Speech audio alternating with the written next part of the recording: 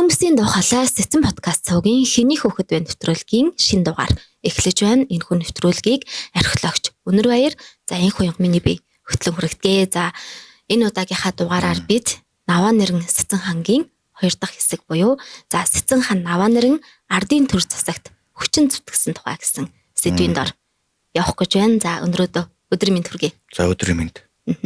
За мөн үзэгч та бүхэндээ хандаж хэлэхэд манай Сэцэн подкаст цаугийн нэвтрүүлгүүдийг сонсохыг хүсэх юм бол YouTube сувг болох Сэцэн хан подкаст Сэцэн подкаст channel сувгийг маань subscribe дарж дэмжээрэй гэж хэлмээр байна. Дэмжээрэй. За тэгээд юм сэтгэвд орё да. Тэгээ. Сэцэн хан Наваа нэрэн маань богд ханд Монгол улс үед өөрийнхөө бүхэл одоо мэдлэг чадварыг зориулсан. Тэгээд тэнд юу болохгүйг харцсан байсан бас.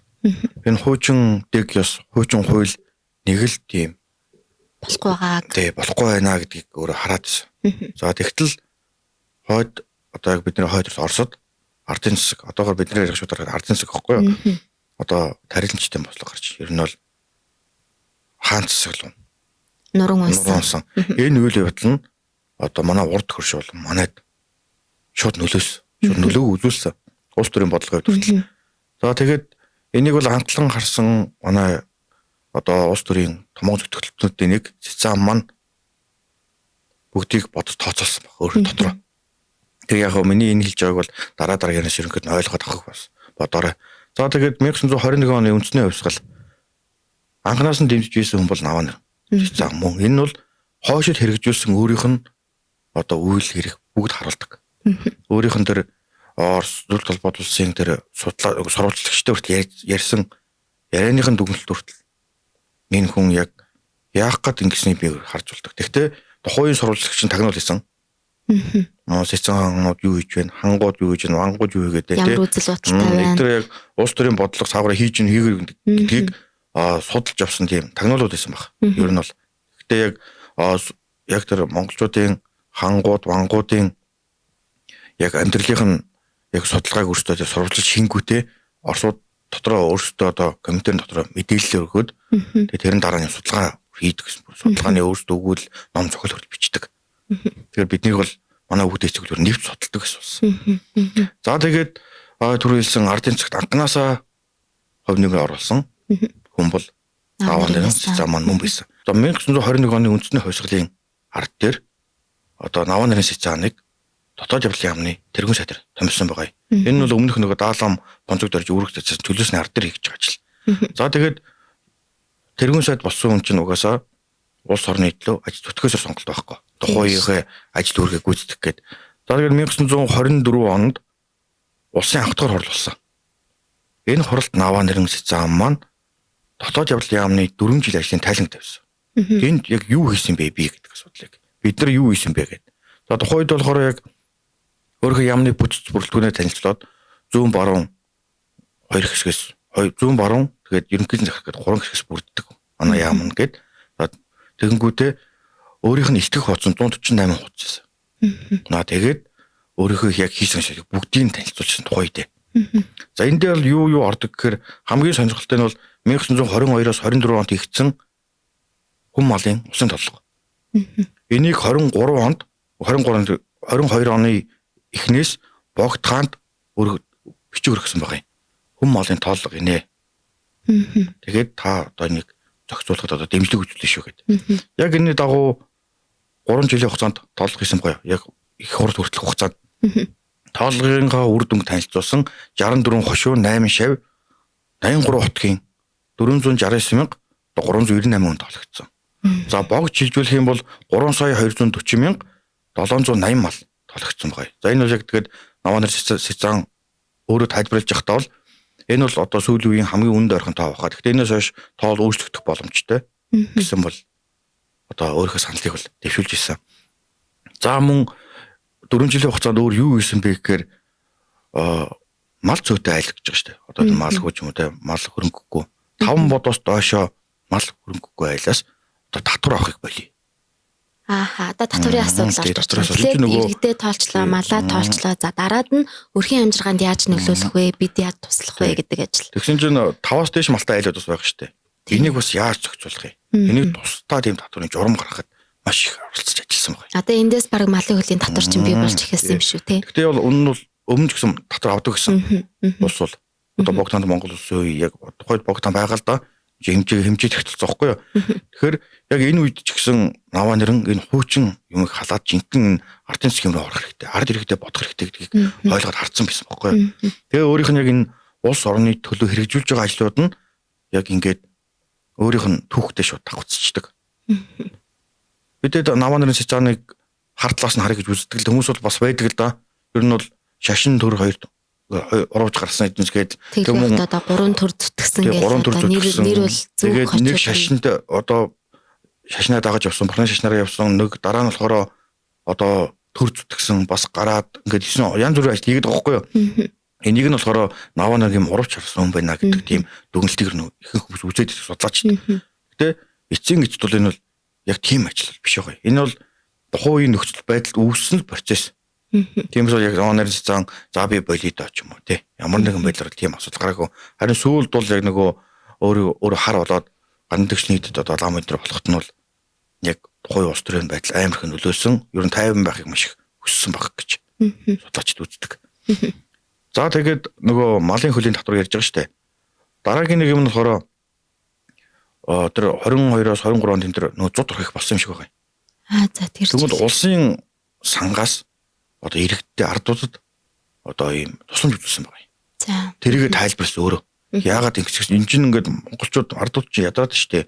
Энэ ядарсан хүмүүс туслах бид нар заавал тийм бодлого барих хэрэгтэй гээд дахиад тийм ер нь тийм одоогор халамжих шиг тийм бодлогын журам гарч ирсэн. Халамжийн бодлого хэрэгжүүлж байна. Тэрийг хэрэгжүүлж бүр ингээд тухайд хэрэгжүүлж исэн бүр.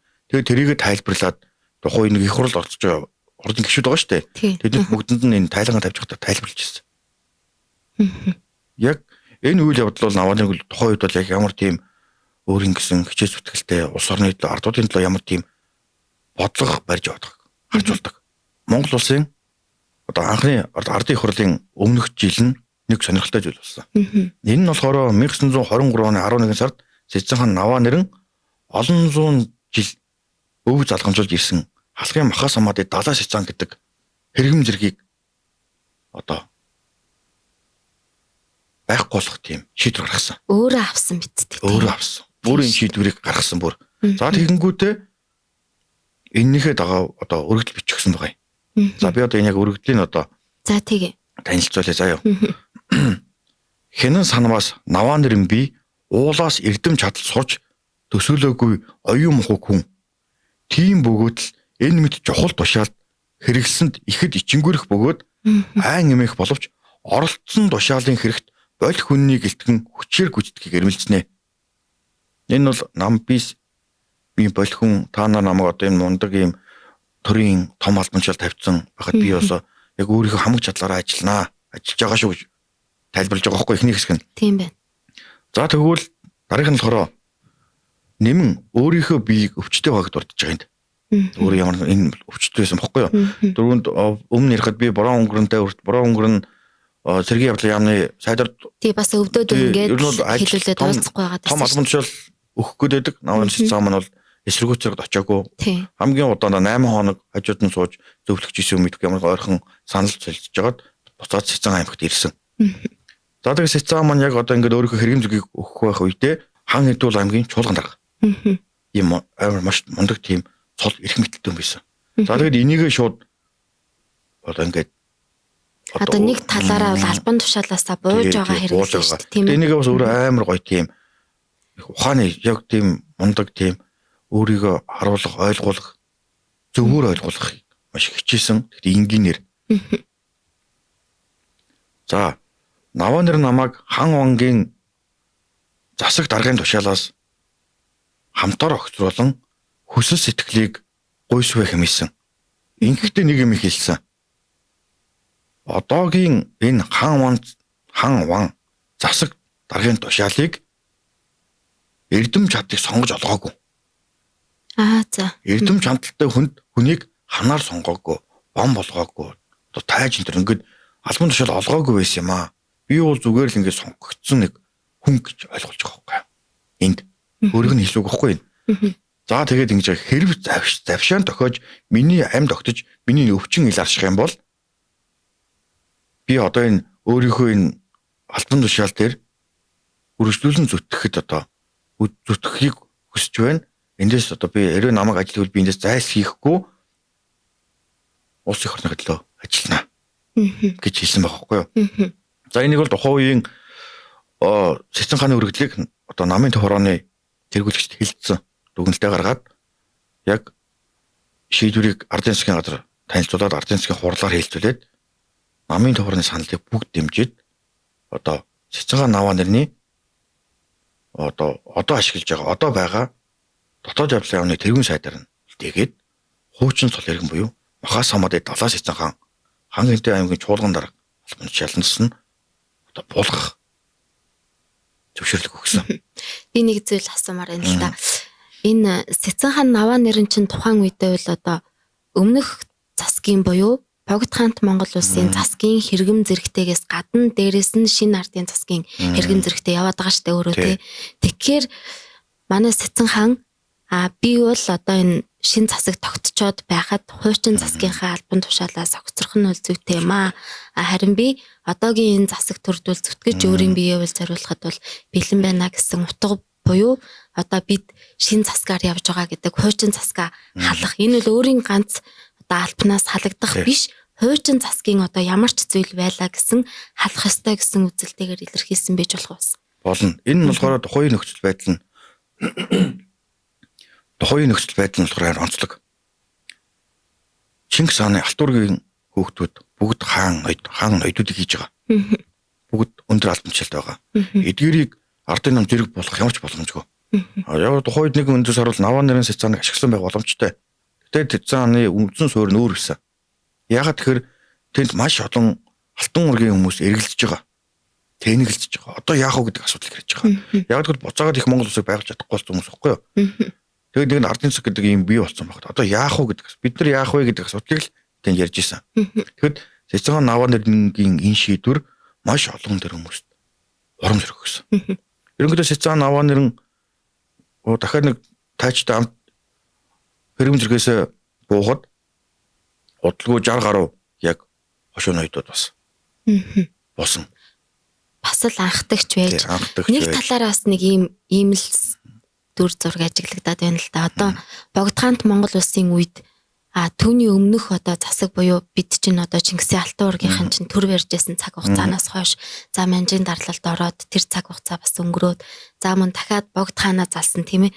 Тэгэхээр энэ цаг хугацаанд Алтан ургийнхан яах вэ гэдэг хоёр өөр төр гараад ирчлээ. Тэгэхээр одоо нөгөө үндсэн яг одоо Чингис хааны Алтан ургийнхныг хааш чиглүүлэх вэ? Яах вэ?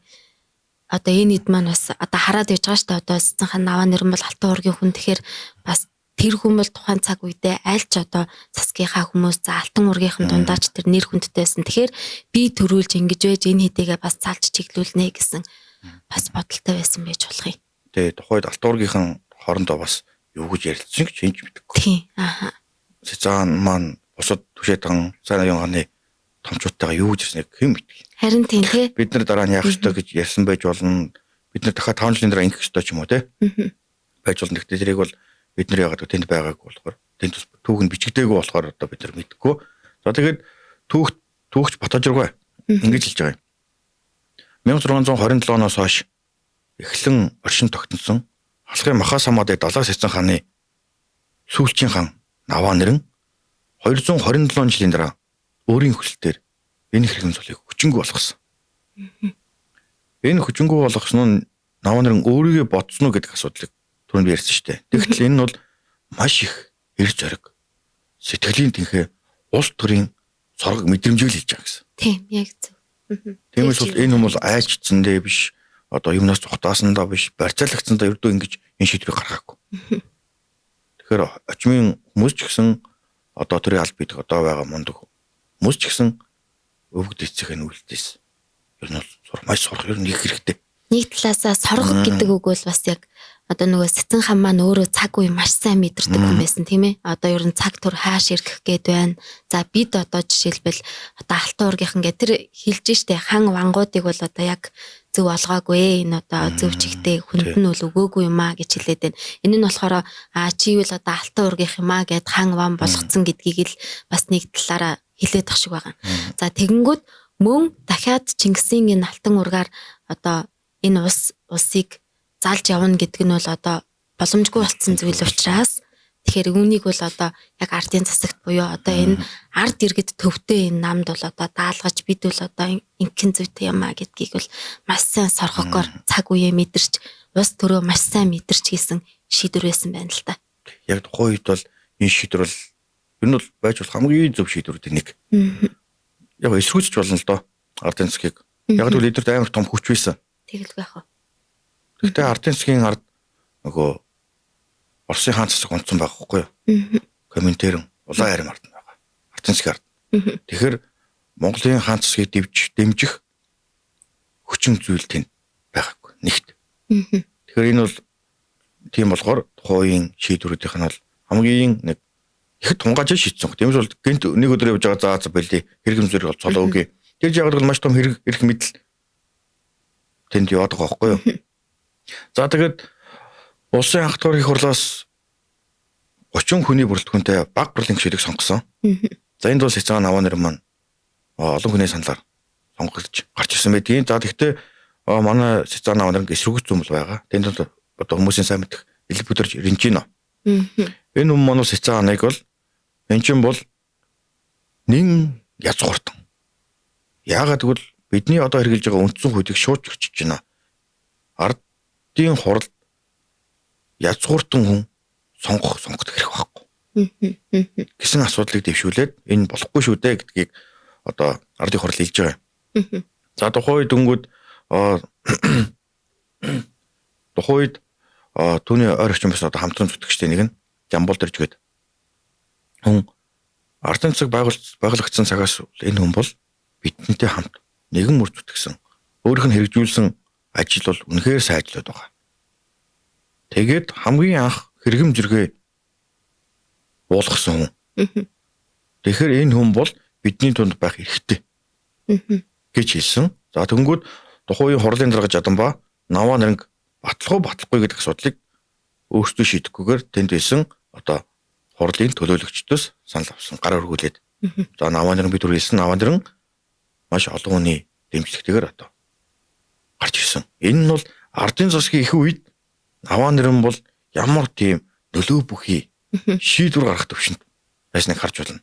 Бас хүмүүс мэддэг жоох шудраг хүн байсан баг. Тэр би өмнө нэг ард аюушийн хэрэгтэй холбоотой байсан гэдэг. Би өмнө бол мэддэг байсан л да. Энэ мэдээллийг цуглуулж авчиж юм олж мэдсэн. Тэгэхээр ялцчгүй Наваа нэрн Сэцэн шүүхийн амны сайд болохоос өмнө л тэрийг бол тэр ажилд ойрхон байсан. Эндээс нөгөө бид хоёрын өмнө гарсан дугаар байгаа шүү дээ, тийм ээ.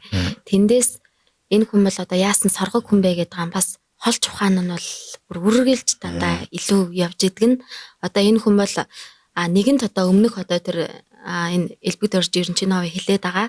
За энэ хүн бол одоо нэн язгууртан гэдэг байгаа. Тэр шүмжлээд байгаа шүү дээ, тийм ээ, эсэргүүцээд.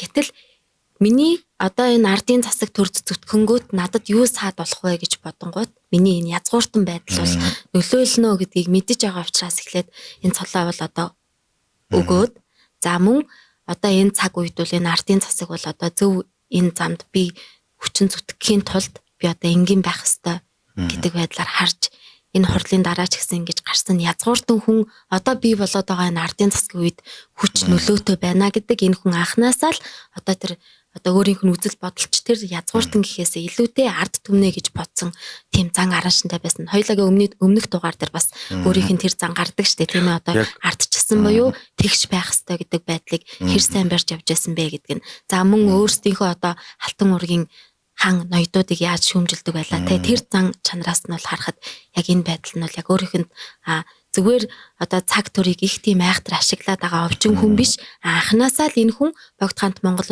улсын үед ч тэр энэ зан чанар нь бол анханасаа л ард иргэдийн төлөө байсан гэдгээр нь бол яг илэрч харагддаг тийм ээ.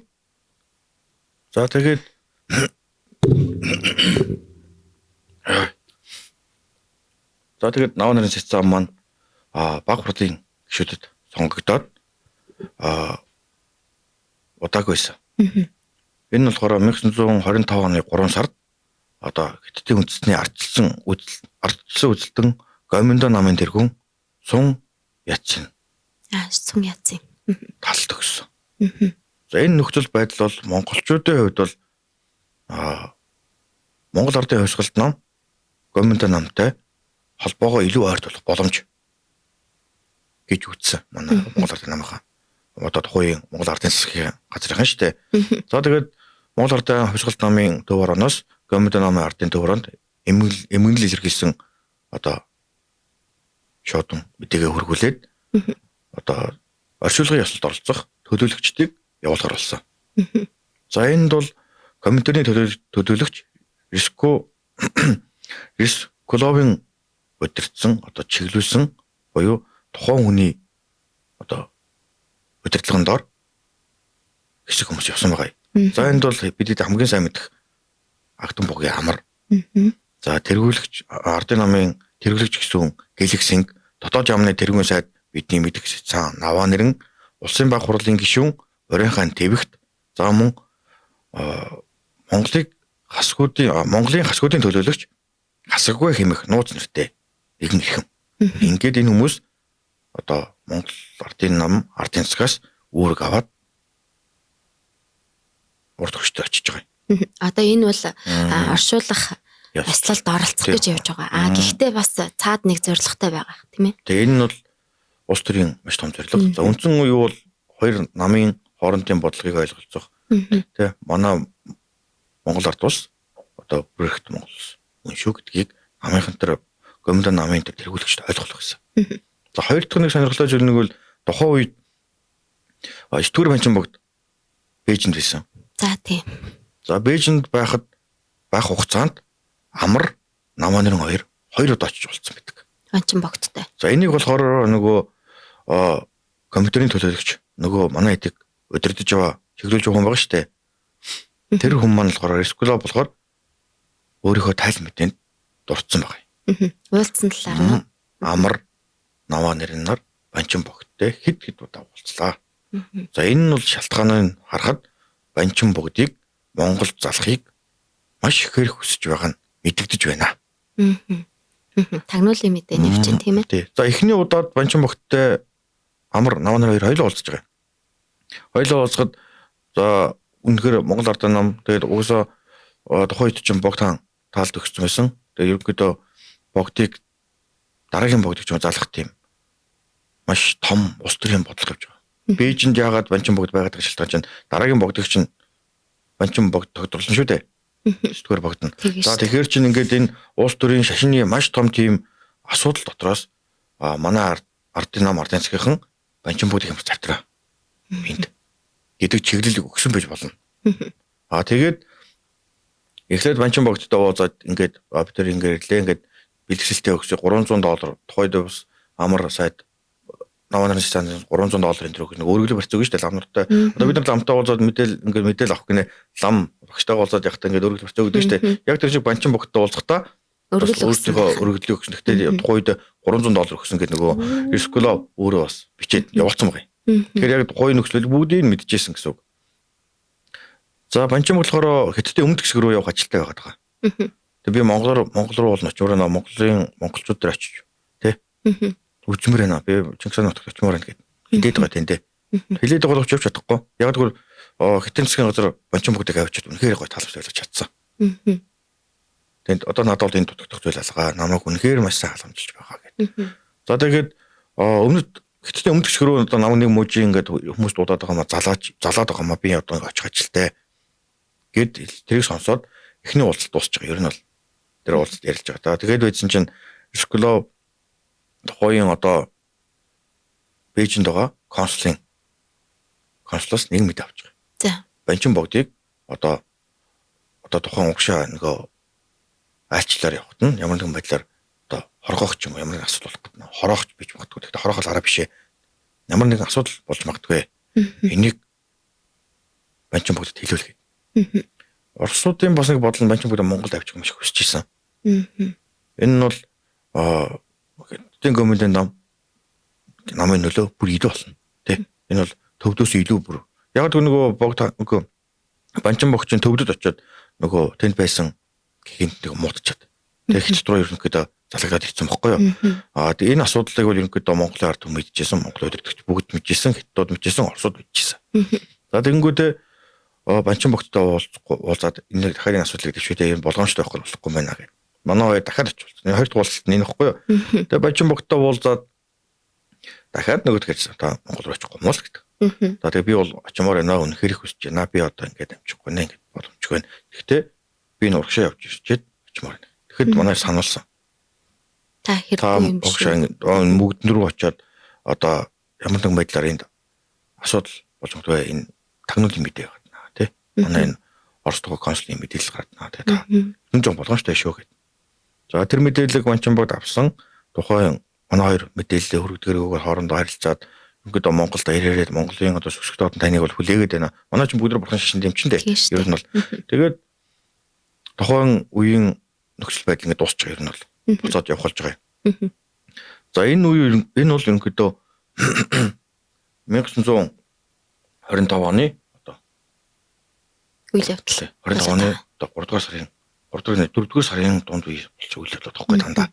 За Банчанбогттой бол уулзах ажил бол амар Навнар хоёрын үнц ажил байсан. Тэрийгээ бол боломжоор хийсэн манай хоёр. За тэгвэл яг үндсэн зорилго нь бол бүтээгүй Монгол доторх Монголоор ажиллах зөвшөөрлөг авсан. Банчанбогд бол очихыг хүсэж гин гэдгийг л хэлсэн. Яг би тэдээ очно гэдгийг бол хэлээгүй. За тэгээд 1925 онд Ардын засгийн хурлаанаар Цэцэн Наваа нэрнийг дотоод явдлын яамны үүрэгт хэлсэн чөлөөсөн. 4 жилийн дараа гэсэн үг тийм ээ. За тэгээ шинэ сайдаар Чимэд Зэрэн гээд үнийг тамилсан байгаа. За Наваа нэрийн чөлөөлсөний дараа Чимэд Рэгзэн үү? За тэгээ Чимэд Зэрэн гээд явчлаа. Чимэд Рэгзэнг тамилсан. За тэгээд Наваа нэрийн Цэцэныг чөлөөлсөний дараа 1926 онд дараа жил нөхгүй юу? 37 наснда төв одоо гандан тэгчнэдэд одоо ерөнхийдөө лам болж очсон байгаа юм. Угсаа өөрөө ч нөгөө шашны сургуульд өгсөн хүнд гаргалны чавлан сууж исэн. Ерөнхийдөө бол шашин номын өмөр хөөсөн тийм одоо бол багны шашны номд төв төсөг мэднэ, хятад төсөг мэднэ, манж төсөг мэднэ. Бага наснасаа одоо эрдэмтд боловсрсан. Тийм хүн болохоор тухайн хүнд бол ямар ч тийм асуудал байгаагүй. За тэгээд Наваа нэрэн гандан тэгчлэн хийдэд очиход зүүн хэрэг хийдийн одоо Лувсан амжиг янз хам гэд энэ нь болохоор богд хааны багш. За тэгээд Наваа нэрэн Цэцэн хааны чинь одоо нөгөө Цэцэн хааны хүрээдийн хуучин тойн лам. Тойн лам гэдэг чинь нөгөө язгуурдан гаралтай ламын чинь тойн лам гэж шүү дээ. Тэгээд энэ тойн лам юм чинь чамайг одоо хүндэтгээд энд хам лам болгоё. За Наваа нэрэн маань хам лам болохгүй гэд зүгээр энгийн лам болсон. За тэгээд тэндээ байж гандан тэгшлэн хийдэд энгийн лам байж хагаад нутг руугаа дараа буцсан байгаа юм. За тэгээд яг энэ үйл явдлыг энэ төр хүмүүсүүд хараад байдаг. Шууд төрөө ажил хийчихнэ, шууд лам болцсон гэх тээ. Энийг шууд нөгөө би түрүүнд хэлээдчтэй шашин төр хоёрын хооронд хольж утгасан. Нэг юмны төлөө тууштай яваагүй ч юм асуудлууд байдаг гэдэг тэгэхгүй. Гэхдээ энэ бол яг тухайн нөхцөл байдлаас болж үүссэн хариулт байгаа юм. 37 оны их хэлмэгдүүлэлтийг хүмүүс яг тэр үед л босон мэтэр боддог тийм ээ.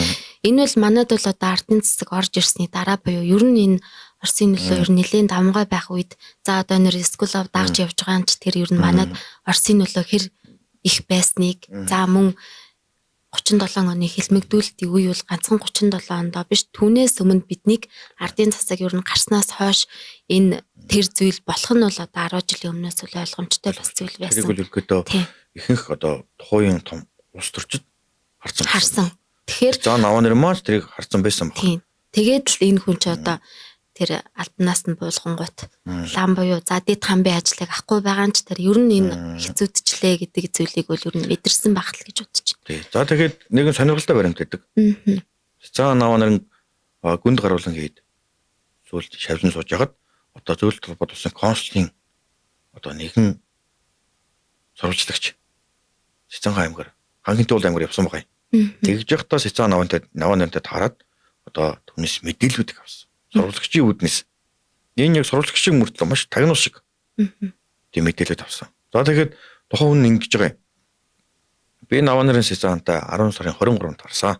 Одоо хагийн туулаймын төв рүү орж худалдаа 8 хийгээд буцах үед надад ирэхдээ таарсан гэж. Иймэрхүү мэдээлэл өгж байгаа юм. За тэгээд лам хувц өмссөн 45 илүү насны одоо тийм тохи томоотой тийм оюуны чадвар өндөр хөгжсөн тийм юмыг дүгнэх чадвар, ойлгох чадвар нь маш сайн тийм хүн байсан. Шууд дүгнэж байгаа. Энэ үний өөрийнх нь тайлан тэмдэглэл тайлан авахгүй юу? Одоо зөвлөлт холбоод улсын түүхэнд гэхүү, тагнуулын мэдээж гэхүү тийм ээ. Тэгээ энэ хүн одоо яг ямар хүн байна гэдгийг бод. Юу хийгээ яваад байна гэдгийг дүгнсэн байгаа юм.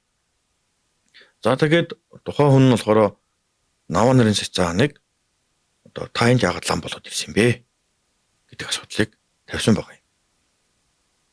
За цэцаан Наван бол яг л өөрийнхөө амьдралыг шууд бүгд нэрсэн.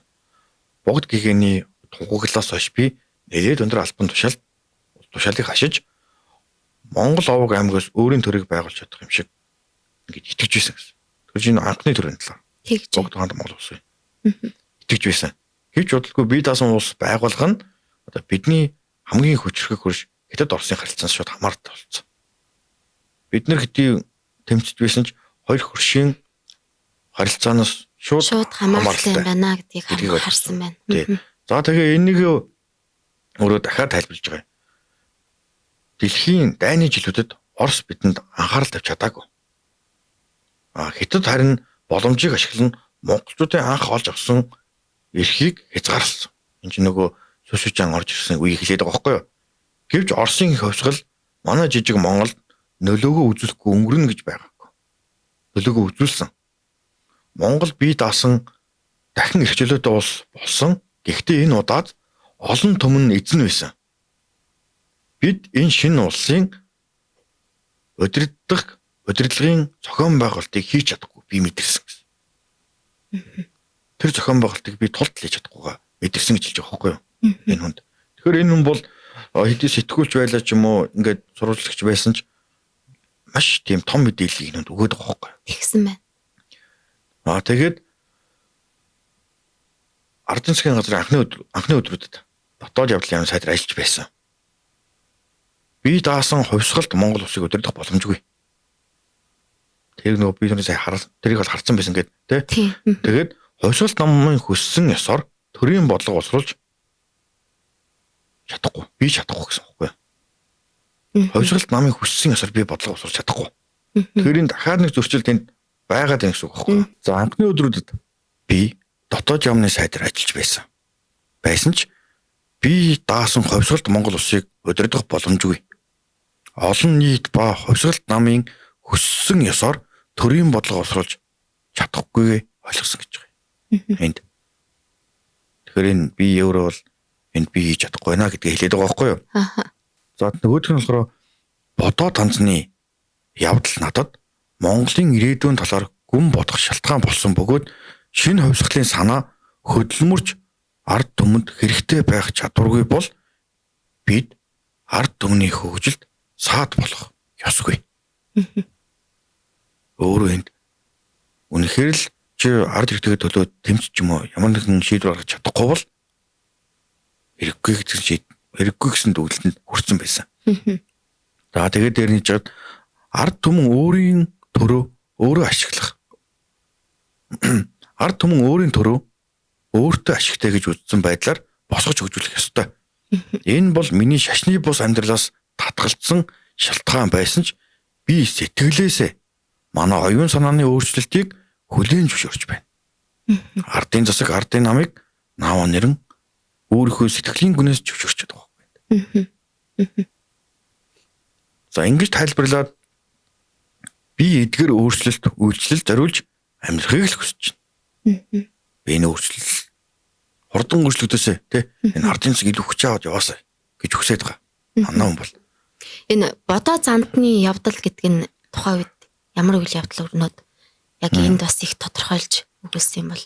За энэ болохоор нөгөө их хэлмэгдүүлэлтийн нэгэн хэлбэр Монголын удирдагч олон хүмүүст нөлөөснийг хэлээд байгаа юм. Одоо анхны толгойг эхнээс нь буюу одоо нөгөө их хэлмэгдүүлэлт явагдаж эхэлсэн үе таарад энэ бол бас Сэцэн хаанд маань нэлээд хүнд туссан байх. Заавал эндээс бодоод анцнаас гадна энд бас манай залуучийн чинь сүх хадрал болж байгаа. Энэ үйл явдлууд л манай хүнд бол өмнө нэлийн хүндэд туссан байх ёстой. Тэгээд энэний хүрээнд бид ард ирэхэд өөртөө ч олоог нь өгж иж л энэ шийдэгдэнэ. Тиймээс бол алтан үргийн бие ч юм уу эсвэл мундаг чадвартай мэрэгчлэн байгаач энийг зохицуулах боломжгүй. Хэрвээ үнэхээр боломжтой одоо нөгөө өмнөх төрд ямар тийм одоо ямар хурдан өөрчлөлтөд тасан зохицож яаж түүнийхээ төлөө тэмцэж байла тий. Одоо бол боломжгүй юм байна. Энэ бол би зүгээр өөрчлөлтийг хүлээх ёстой юм байна. Би байгаад ч бусд нь байгаад ч энэ бол одоо миний хүссэн замаар буюу тэгж явах боломжгүй юм байна. Цаг хугацаа өөрчлөгдсөний дараа бол энэ бол ирнэ гэж итгэж байгаа л үг нь үлдчихэлтэй тийм ээ. Би бол энэ өөрчлөлтийг л хүлээнэ. Тийм байна. Тэгээд нэг сонирхолтой юм энд Сэцэн хааныг болохоор одоо лам байгаа шүү дээ. Гүнд гарал ид суугаа лам. Тэгэхэд энэ хүнийг одоо 2 харгалзагч лам юм уу? Эсвэл нэг хүн байнга дагч явдаг. Нэг бодлороо хараа хяналттай байсан. Нөгөө талаараа бол шашны хамгаалтанд байсан гэж үздэг. За энэ яг сурвалжиж байгаа хүмүүс маань бол Наваа нарын Сэцэныг ерөнхийдөө шашны хамгаалтанд байна. Тэ? Яг Сэцэн хааны хүчний бодлоготойгоо яваад байна. Гэж шууд харцсан. Яг энэ үгүүдийг зүгээр л нөгөө гүн сэтгэлийн үг гэж бодоагүйсэн.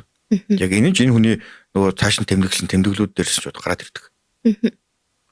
За тэгээд дараа нь энэ хүн Сэцэн Наваа нарынгээс юуг болж авч мэдсэн гэхээр нөгөө Сэцэн цол өвлсөн тухайгаас. Заавал Сэцэн маань шууд ингэж хэлсэн. Би шууд угсааны замаар биш. Харин доош ч гисэн өрөлтөөр цолыг өөр дээрээ авсан. За хуучин Сэцэн хааны хүүхдүүд шууд өв залгамжлагчд байгаагүй. Шууд залгамжлах хүүхд байгаагүй гэж жоохон хуучин Сэцэнд нь. За тэрээр хуучин Сэцэн хааны холын хамаатны нэг байсан бөгөөд өв залгамжлаа Сэцэн хаан цолоо Манжин хаанаас авсан гэдгийг энд тайлбарлаж байгаа юм. За тэгээд мөн миний хатныг цэвэлмаа гэдэг. За тэгээд лам болохоос өмнө технээсээ салсан. Би өмч хөрөнгөө тэнцүү хуваасан гэдэг. Хүртэл энийг хүртэл тайлбарлаж өгсөн байдаг юм. Уг нь л одоо ямар нэгэн байдлаар одоо хар төрөөд одоо тэр хүнийг Сэцэн хаан байсан юм чинь язгууртан хүн юм чинь гэж хардахгүй сэрдэхгүй гэж бодсондоо уг нь өөрийнхөө бодлыг их тунгалаг байдлаар илэрхийлсэн байна л да уг нь тийм ээ. Гэвч энэ нь бол тухайн цаг үедээ бол ер нь манай төрийн язгууртан өндөр дээд угсаатан хинч бай өөрийн үннээ хэлсэн ч энэ нь бол яг үнэн чигээрээ хүрэх боломжгүй тийм хэцүү цаг хугацаа байсан. За тэгээд эд хөрөнгө хуваагдсан эд хөрөнгөө ер нь тэнцүү хуваасан гэж ярьж байгаа юм. Энэ нь эд хөрөнгөний жоох асуудал гэж байхгүй юу? Энэ юу гэсэн чинь одоо энэ эд хөрөнгө минийхч бай. Одоо ихний хуучин ихний хуанч бай. Феодлуудын хөрөнгө хураах, өмчийг хураах тухай хуулийн дагуу одоо энэ эд хөрөнгө минийхч бай, миний эхнэрийхч бай. Феодлуудын өмчийг хураах тухай хуулийн дагуу орон нутгийн эрх баригчид одоо бидний хөрөнгийг хурааж магадгүй. Одоо бидний эзэмшил байхаас гарсан гэж өгөхгүй. Эд хөрөнгө ярьж байгаа юм. За тэгээд өөрийн өмчөө ер нь ингэж хураалахад ер нь яах вэ? Та зүгээрөө гэж байгаа юм. Яг л Сэцэн маань энэ гүнд гарвал хийд байхдаа маш их хөрөнгөтэй байсан. Хураалгацгаа үнэс үг шүү дээ. Яг өмнө ингэ яриад байгаа байхгүй юу? Тэгсэн чинь ингэ гоё дээ. Одоо энийг эсэргүүцэд би яг яах вэ? Өгөхгүй гэж яах вэ? Манай эсэргүүцлийг хэн ч тоохгүй. За мөн та харж байна уу? Өргөн ард түмний санаа сэтгэл ардын засгийн үйл ажиллагаанд л итгэнэ. Бидний зүгээс ямар ч яриа хэлцээ байх боломжгүй. Өнөөдөр ямар ч ухаантай хүн эсэргүүцлийг илэрхийлэхгүй гэж хэлсэн байна. Тэрөнд. За тэгэхэд бүх удирдагч нам болон одоогийн засгийн газрын талд би байна. Би хувийн өмч болон шашин зориулъя гэж бодсон. Даач би энийг амжуулж чадаагүй. Тэгэхээр одоо яаж хэвдээ гэж тайлбарлаж байгаа юм. Тэгэхээр нэг ямар нэгэн байдлаар бурхны шашиндаа ч юм өөрийнхөө яг нөгөө хиддээ зориулъя гэж бодож байсан ч тэрийг чадаагүй ингээд ардын цагт хураалгаж байгаа хэлээд байгаа байхгүй юу? Тийм байна. Одоогийн бидний энэ аймгийн маань Сицааны ордон байсан өөрийнх нь эд зүйлс бүгдийг харж авсан байдаг. Мөн нийслэл хүрээнд өөрийнх нь ордоор хөнөсч гэсэн бүгдийг харж авсан байдаг. За дахиад нэг зүйл нь энэ нөгөө сурвалжлагч одоо Наван наргийн дараас өгүүлж өгөхгүй өөрөө. За Наван нарын Сицааныг бол өндөр хааны оргич гаргадаг байсан. Яг гарах ингээд өөр чи юм уу одоо биш үү хэлээд нэг аяллаар явах юм да одоо ихэж аялах юм нэг тийм юм явах гэхээр баримтлал хүртэл бариад авдаг гэсэн. Одоогийнхаар бол бараг хилийн хориг. Хаан Хинтээ уул аймгийн засгийн газраас шүү дээ. Хаан Хинтээ уул аймгийн одоо томгийн газраас юм. Шууд бариад авдаг гэсэн. Тэгэхээр нөгөө манай Сицааны ерөнхийдөө үйл ажиллагааг хорцсон байсан. Үйлдэл болоод үгээр нь ч тэр хорсон байна л та. Тэр нь бол яг энэ хүн бол шууд өөрөө хэлээд өгчдөг. За бид үндээс нөгөө хоёр хамгаалагч мөн нэг хамгаалагчтай байнга дагж явдаг. Энэ тэр өндөр хаан буюу одоо Хаан Хинтээ аймгийн одоо засгаас хэрэгжүүлж болно эсвэл аггүй эсвэл тухайн хийдээс тухайн одоо манай Наван нарыг хамгаалуулах тийм чиглэлтэй байсан байж болно гэсэн тэр өөрийнхөө тамг хэлж байгаа юм. Одоо Наван нарын ханг хамгаалагч гэх нь хаашаа юм бэ? Бас ер нь л одоо энэ хүний үйл хөдлөлийг нь хянах байдлаар явж байгаа л. Өөрийнх нь одоо хэлсэн үгийг энэ хүн бол өөрийнхөө тэмдэгдэл гоё байлаа л гэн. Гэхдээ бол Наван нарын Сицаан бол өөрөөс нэх асуулт асуугаагүй. Харин өөрийгөө бол ерөнхийдөө тайлбарж ирсэн. Мөн Оросын хувьсгал Монголын ард түмэнд үзүүлсэн нөлөөг л онцолсон. Үүнээс үсгэд одоо энэ нь Аз маягийн дипломат шинжийг харуулж ирсэн. Энэ бол тактик гэсэн гэдэг байна. Сицааны өөрийнх нь улс төрийн тактик, өөрийнх нь ярианы тактик. Гэтэ бас тэгж ойлгож болно нэг талаараа. Энэ хүн чинь одоо Монголын улс төрд одоо айл талдаа ч өндөр албан тушаалтай байсан учраас өөрийгөө хаанаас ч хинч гарч ирээд асуусан өөрийгөө одоо чигч байдлаар юм уу бусдад буруугаар ойлгохдохгүй тулд өөрийгөө бол ингэж нөгөө их нэртэйгээ хөрөнгө хураасан тухайгаа хүртэл илэрхийлж байгаа нь надад бол одоо юу ч үлдээгээ гэдгээ бас юу ч байхгүй шүү гэдгээ бас илэрхийлж байна тийм ээ. За дахиад нэг сонирхолтой зүйл нь та монгол хэлээр үнэхээр саях юм аа. Энэ бол манай хэлийг хаан сурваа гэдэг асуултыг тавьсан. За тэгээд би бол Монгол орнд удаан хугацаагаар амьдарч байгаа. Тэгээд ер нь бол монголчуудын гар дүрсэл угсаатны холбоотой мэдээллийг цуглуулдаг. Ингээд өөрийнхөө ажлыг ерөнхийд нэрж байгаа юм. За тэгээд зөвлөлт толгойд улсын ингээд холбооны мэдээллийн ажилтан улсад одоо мэдээллийг дамжуулдаг юм мэдээлэл хариуцсан. Одоо нөгөө сэтгүүлч юм уу тий энэ сурвалжлах сэтгүүлч гэсэн үг шүү дээ. Ер нь бол ийм хүн шүү гэдгийг хэлсэн. Би бас тариачин гартай гэдэг өөрөөс хэлж байгаа юм. Нөгөө Наван нарын Сицаанаас яриа аваад байгаа юм маань. Гэтэ ер нь одоо тухайн цаг үед одоо бодоо данцны хэрэгээс ч тэр харахад Монгол орон даяар бол одоо яг энэ мэт одоо хүмүүс бол орон даяар явсан байх магадaltaй тийм ээ. Одоо энэ бол одоо хуучны язгууртан дээд төгсөө гаралтай хүмүүс одоо манай энэ төр засагт хэр одоо хандлагатай хандаж байгаа вэ? Ямар хөө үзэл бодолтой байгаа вэ гэдгийг тагнан одоо цааш мэдээлэх үүрэгтэй юм одоо холбооны ажилчид яваад ш та тагнуулын ажилчид орон даяар явсан. Энэ бол одоо дараагийн энэ ирэх 37 онд болох үйл явдлуудын л одоо өмнөх бэлтгэл ажил ер нь нэлээд яваад байгаа л нэг хэлбэр харагдаж байна гэж бодож байна. За тэгэхэд энэ үйл явдал бол 1929 он болсон үйл явдал. Зэнэс судлаагүй 1932 онд ерөнхий сайд Гиндэн Наван нарыг найдвартай хүн гэж үзээд одоогийн Монгол улсын шинжлэх ухааны академи одоогийн академи баггүй юу? Ер нь бол шинжлэх ухааны хорооны орлогч даргын албанчууд шууд томилсон. Өөх тийм үү. Банкын уул амьд гүнд гарвалан хийж шавлан сууж исэн. Лам хүнийг шүү дээ. 1932 онд ерөнхий сайд Гиндэн Наван нарыг найдвартай хүн гэж үзэж түүнийг одоогийн Монголын шинжлэх ухааны академи буюу шинжлэх ухааны хорооны орлогч даргын албанчаалд томилсон байдаг. Энэ тэгэхээр Наван нарын Сицаан маань хожимч гэсэн хэрэгтэй хүн еврей байгаад гэдгийг хувийн улс төрийн томоохон зүтгэлтнүүд мэдчихсэн гэсэн үг. За түрүүнд бол нэг Орос улсаас Монгол улсад судалгаа хийдэг тухайн Монгол улсын үйл явдлыг баримтжуулдаг юм судлаач сэтгүүлч хүмүүс байсан бол яг энэ хүмүүс явсан ч гэсэн яг ард дээр нь монголчууд энэ хүнийг мэдээдсэн байна. За тэгээд шинжлэх ухааны академид байхдаа Цэцэн гэдэг нэрээр орохыг хүсээгүй, Наванан гэдэг нэрээр орохыг хүсээгүй. Нэг өөрийнх нь шашны нэр Юндэн Базар гэдэг нэрээр лам нэрээр гэдэг ажиллаж байсан байдаг юм. За энэ хугацаанд бол Наванан Цэцэн маань бас нэлээдгүй ажлыг амжилсан. За сонирхолтой судалгаанаас гэх юм бол халахын сүм гэдэг энэ одоо баруун тишээ голын тишээ дорн руу манай сүм биш. Халахын сүмийг зүүн талаас одоо Япон тухайн Маньчжоу улсын байгуулж байгаа бол энэ Монгол улсын нутагт байх эсвэл манай улсын нутагт хилийн маргаан гарч эхэлсэн. За энэний асуудлыг шинжлэх ухаанчаар тайлбарлаач гэдэг асуудал тухайд үүссэн байгаа юм. За тэгээд ерөнхийдөө гиндэн тухайн шинжлэх ухааны хорооны урлагч дарга Навананд энэ үүргийг өгсөн байгаа юм.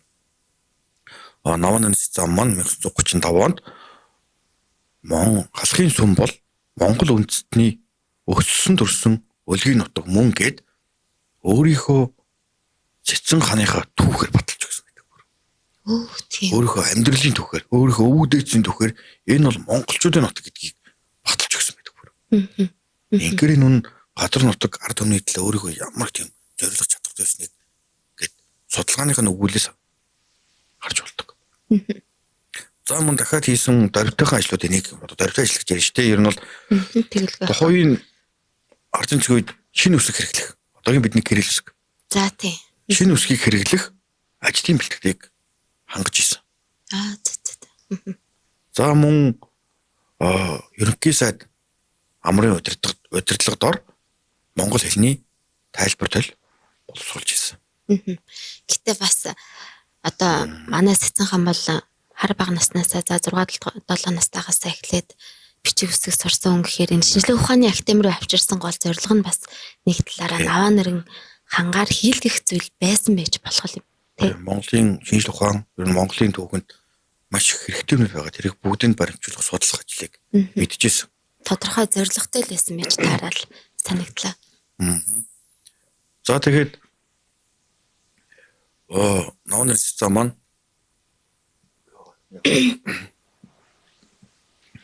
шинжлэх ухааны академи Наванан Цэцэн маань шинжлэх ухааны хорооны урлагч даргын албыг гүйцэтгэж байгаад 1937 оны хавар ажлаас салгагдсан байдаг. За ажлаас гарсны дараа одоо Монгол ардын засаг ардын намд өргөдөл гаргаж одоо ажил хийе гэдэг. Ямар ч зүйлсэн хий гэдэг. Өргөдлийг гаргаж ирсэн. Нас бол залуухан байгаад байгаа л та тий. 45-аас дээш болсон. Өөр тусгаал биш шүү дээ. Дунд иргэм насны. Дунд иргэм насны. Болсон. Тэгтээ ажил хийжсэн тухайн үед. Тухайд ажил хийх хүсэлтэй байгаа ардын цагт өөрөө мэдгэжсэн. За тэгээд ерөнхийдөө Цэцэн Наванарын хар бүр ажил тухайд таарж исэн. Өөрт нь үлдсэн жоохон өмчийг хүртэл хурааж авсан байдаг. Гэр оронгийн хүртэл.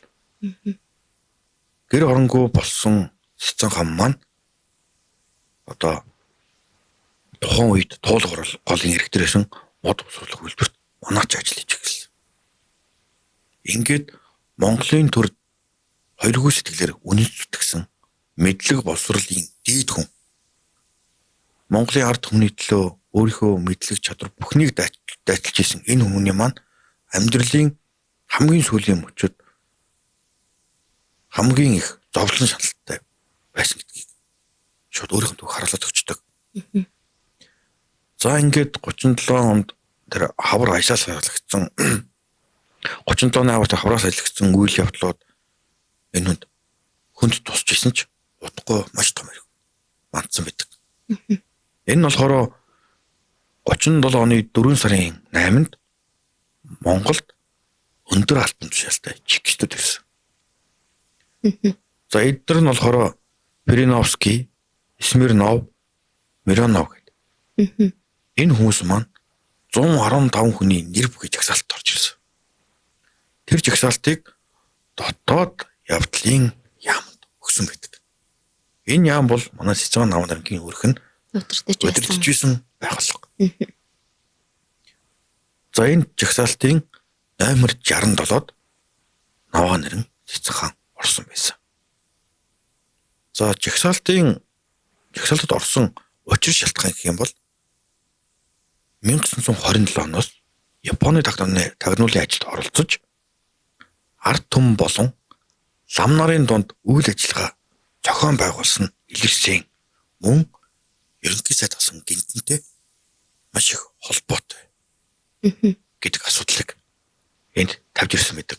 Яг тэр гинтэн маань ерөнхий сайд асан гинтэн маань 1936-д Оросын холбооноос очоод тэндээ одоо хэлмэгдээд 1937 оны гэхээр ингээд таалт өгсөн. Ийм одоо түүхтэй. Яг энэ хэрэгт холбогдуулаад Наван Наран Сэцэнийг барих ажил орж ирсэн байгаа юм.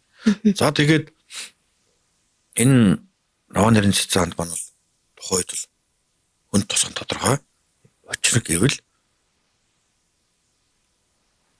1937 оны 9 сарын 12-нд дотоод явдлын сайд Чой Басангийн гарын үсэгтээ номер 25 дугаар захирамжаар Наван Наран Сэцэнийг баривчилсан байдаг.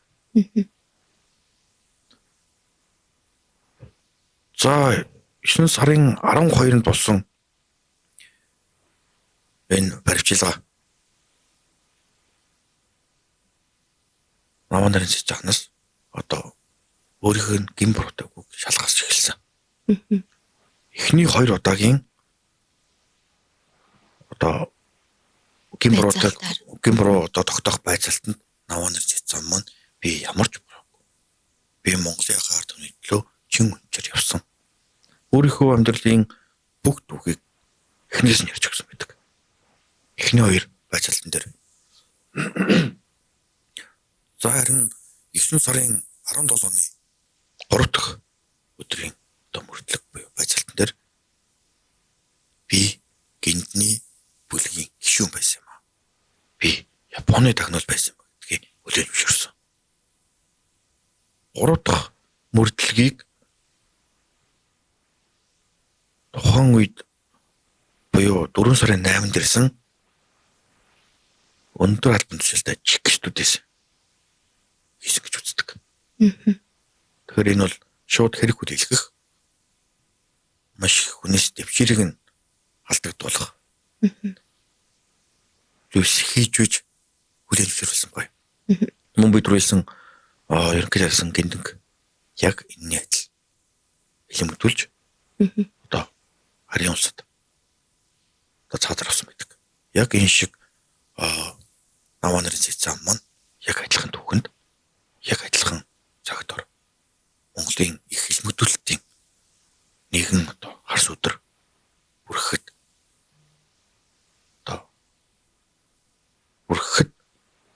дарагдсан. Яг тэгэхээр энэ Монголын алтан уургийн Чингис хааны үр хойцын залгамж халаануудын нэг нь. Ийм хатуу түүхийг харуулж харуулдаг байгаа байхгүй юу? Яг одоо бид нар харахад бол тухайн нөхцөл байдал юм байсан. Сэцэнүүд, Сэцэн хаан, Түшээ хаан, тэгээд олон хошуудын одоо тайж ноёдод монголчуудыг даралдаг байсан гэж. Тэгээд тэр дотор сайн хүн маш их байсан. Яг л тэрэн шиг энэ Сэцэн хаан Наван Наран маань энэ түүхийн өөрөө амьд гэрч нь болоод. Сайн талын гэрч болж үлдсэн. Гэдгээр илүү онцлогтой. За тэгээд би өмнөх дугаард хэлжсэн. 1937 оны 10 сарын 25-нд Наван Наран Сэцэнийг буудан горох тушаалгараж буудан ороосон гэдэг. За улмаар буюу 1991 онд албан ёсоор бүгд найрамдах Монгол ард улсын шүүх хэлцээд 90 дондвын Наван Нарангийн үйлдсэн хэрэг нь ямар ч үндэслэл байхгүй гэдгийг тогтоон цагаатгаж өгсөн байдаг. Энэ түүхтэйд биднэрт нэгийг бодогдуулж хоёрыг тунгаах ухаан харьдах гэж боддог. Яг тэгвэл одоогийн нийгэм бол маш хэцүү болцсон. Бид нар 2 их гүрнийд байж л байна. Одоо их хаадын залгамж маань байхгүй ч Монголын төрийг зөв тийш нь явуулахын төлөө чиглүүлэхийн төлөө явж байгаа. Одоо энэ удирдагч дотор нь байгаа. Муунч байгаа, сайн ч байгаа. Тэгэхээр бид тэдгээр удирдагч одоо Монгол их орон тэгээд ард түмнийхээ төлөө зөвийг хийхин төлөө явж байгаа бол энэ өмнөх үеийн түүхээ бичсэн хүмүүсийн түүхийг нэг сэтгэлээсээ хараад үзвэл нэг ойлгох гээд оролдвол магадгүй маш их ухаан харилцах. Би дээр хэлсэн нөгөө сурвалжлагч гишүүнтэй уулзж хахад наваа нарын сэцэн ямар тэр шийдэмгий зүйлсийг хэлчихсэн. Тэгэхээр бид л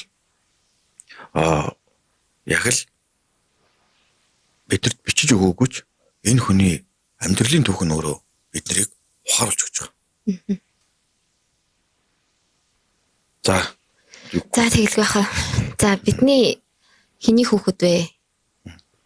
Сэтэм подкастын нэвтрүүлэг маань за Наваа нэрэн хан Халахын Цэцэн хаан аймгийн сүүлчийн хаан Наваа нэрэнгийн амьдрал туусан зам мөн Монголын ард түмэн болоод бид бүхний өнөөдрийн энэ сайхан амар тайван амьдралын төлөө 3 төр дамнаж яаж хоёргүй үнэс сэтгэлээр зүтгэсэн талаар бид бас ойлгуулах гэж өөрийнх нь энэ одоо үнэн бодит баримт болж үлдсэн амьдралаар харуулах гэж археологч Өнөр Баяр болон манай сувгийн зүгээс л одоо хичээлээ. Тэгээд за ардын төр засагт хүчин зүтгэсэн гэхээс илүүтэй Монголын ард түмэн за мөн өнөөдрийн бидний энэ ардчилсан засаг талтай оронд амьдруулах тэр бүх эхлэл цаг хугацаанд Наваа нэрэн хан байсан түүний эхлэл болж их олон зүйлийг санаачилж хийсэн гэдгийг бол бас бид ойлгуулахыг хичээлээ. За тэгээд 1937 оны эхлэмэгдүүлэлт бол одоо хэдий цаг үеэс эхэлж яаж Монгол аранд одоо хар сүдрээ үлдээж яаж хамгийн сүүлд одоо биднийг